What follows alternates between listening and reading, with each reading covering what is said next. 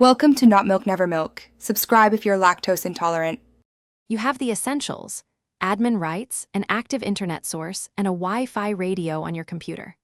First, enable the wireless adapter so the machine can broadcast. Then choose a clear SSID and a strong WPA2 password. This protects your shared link. Once done, open your OS hotspot settings or prepare the command line tool, Netch on Windows or Hostapt on Linux, and configure the network name and passphrase. Make sure internet connection sharing is available before you start broadcasting. Now you configure sharing specifics based on your OS.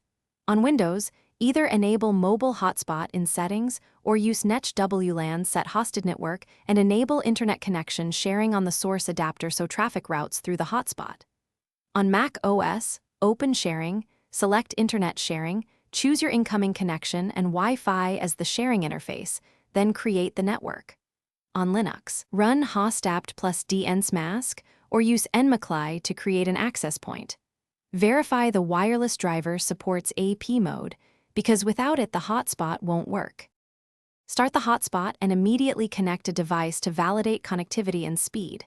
This confirms DNS and routing are correct.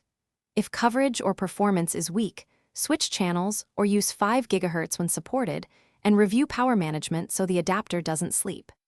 If clients connect but have no internet, restart the wireless adapter, re-enable internet connection sharing, and update or reinstall the wireless driver. On Windows, try Netch WLAN, start hosted network to reinitiate. That single.